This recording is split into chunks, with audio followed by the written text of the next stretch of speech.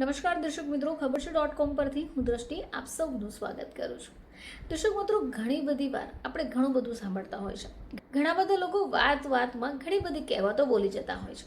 હવે ઘણીવાર આપણને એના અર્થ ખબર હોય છે, પરંતુ ઘણીવાર એવી કહેવતોના અર્થ પણ નથી ખબર હોતા અને બસ આપણે એમ જ ઉપયોગમાં લઈ લઈએ છીએ.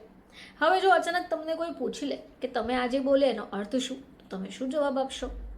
આપણી દાદી, નાની, મમ્મી, કાકી ઘણી બધી વાર આવી કહેવતોનું ઉચ્ચારણ કરતી હોય છે, પરંતુ કદાચ બની શકે કે એમને પણ ન ખબર હોય.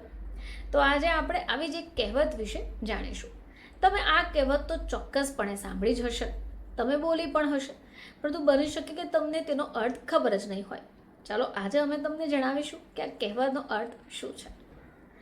તો મિત્રો, તમે જાણ્યું કે ઘણીવાર એવું કીધું હોય છે કે મગરમચ્છ કે આંસુ, મગરમચ્છના આંસુ સારે છે.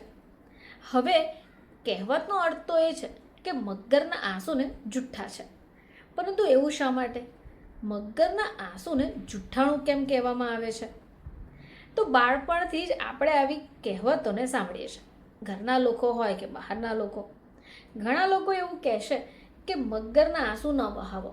હવે આનો અર્થ શું? જો તમને નથી ખબર તો આજે અમે તમને જણાવીશું.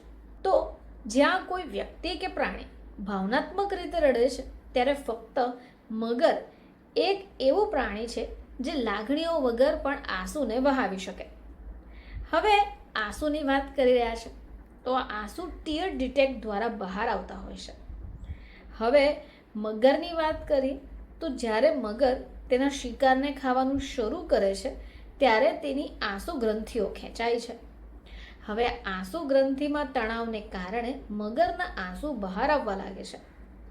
હવે આ આંસુને જોઈને એવું લાગે છે કે તેઓ દુઃખી થઈ રહ્યા છે અને એટલે રડી રહ્યા છે, પરંતુ હકીકતમાં કંઈ અલગ છે. હવે આ જ કારણ છે કે લોકો મગરના આંસુનો ઉપયોગ રૂઢિપ્રયોગ રીતે કરતા હોય છે.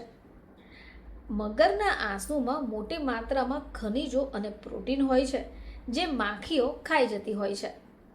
હવે એક સંશોધન મુજબ મગર જ્યારે પોતાનો ખોરાક ખાય છે, ત્યારે તેમની આંસુ ગ્રંથિ ખેંચાય છે અને આ કારણ છે કે તેમની આંખોમાંથી આંસુ આવે છે. હવે આ આંસુ આવે એટલે એની પાછળ કોઈ લાગણી નથી. તેથી કહેવતમાં મગરના આંસુનો પ્રયોગ થવા લાગ્યો. તો આ રૂઢિપ્રયોગ તો તમે ચોક્કસપણે સાંભળ્યો હશે કે મગરના આંસુ વહાવે છે. હવે એની પાછળ આ જ કારણ છે કે મગરના આંસુને લાગણીઓ સાથે કોઈ લેવા દેવા નથી. ફરીથી તમારી સમક્ષ હાજર થઈશું. ત્યાં સુધી જોતા રહેજો ખબર છે .com.